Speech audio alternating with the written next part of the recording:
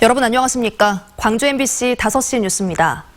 어제 광주 전남에서 8명이 무더기로 코로나19 확진 판정을 받은 데 이어 오늘 또 전남에서 확진자가 나왔습니다.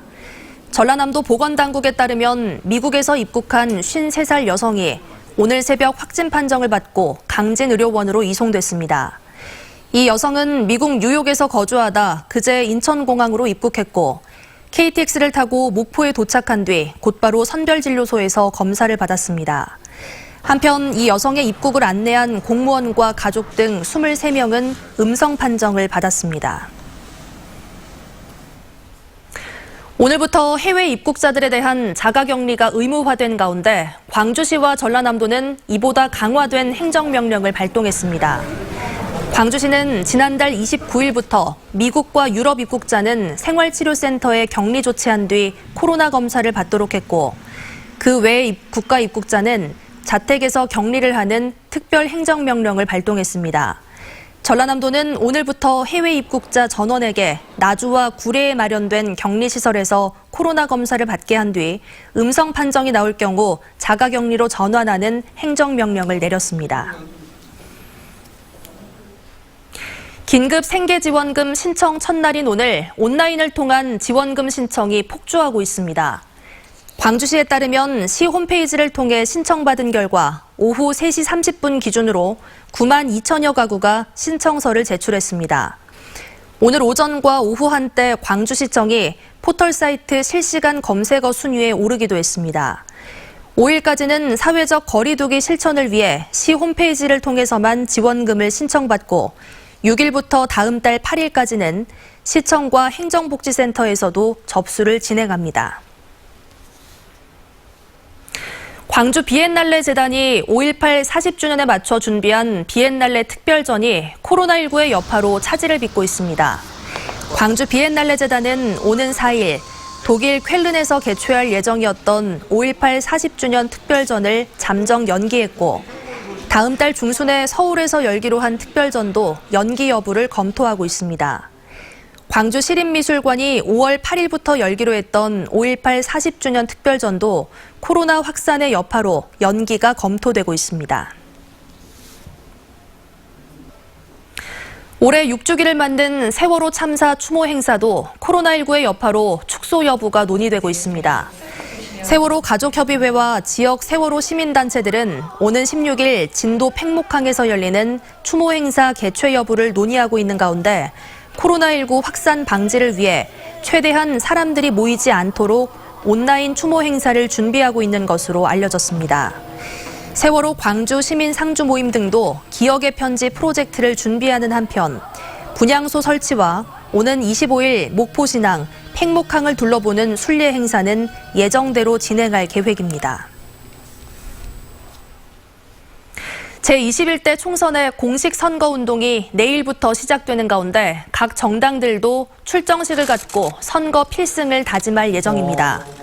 더불어민주당과 민생당은 내일 5.18 민주묘지에서 후보들이 참석한 가운데 출정식을 열기로 했고 정의당과 민중당도 출정식과 함께 선거운동의 시작을 알릴 예정입니다. 미래통합당은 대면 선거운동 최소화 방침에 따라 별도의 출정식을 하지 않기로 했습니다.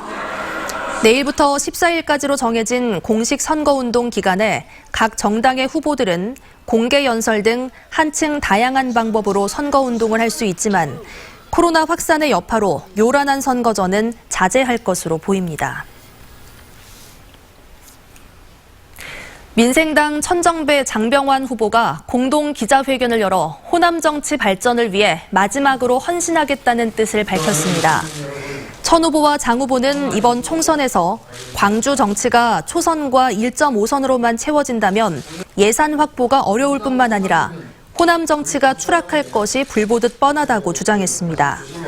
두 후보는 민주당만으로는 2년 앞으로 다가온 대선에서 민주개혁 세력의 승리를 장담할 수 없다며 장관 출신의 경험이 풍부한 정치인들을 적극 지지해달라고 호소했습니다.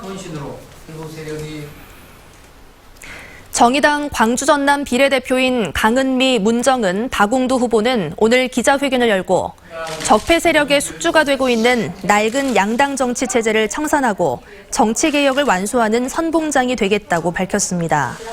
이들은 또 선거 후 스스로 없어질 가짜 위성정당은 민심의 선택을 받을 자격이 없다면서 위성정당을 만든 더불어민주당과 미래통합당을 비판했습니다. 정의당은 준연동형 비례대표제가 도입된 이번 총선에서 원내 교섭단체를 목표로 선거운동을 진행할 계획입니다. 국민의당이 광주 선거대책위원회를 출범시켰습니다.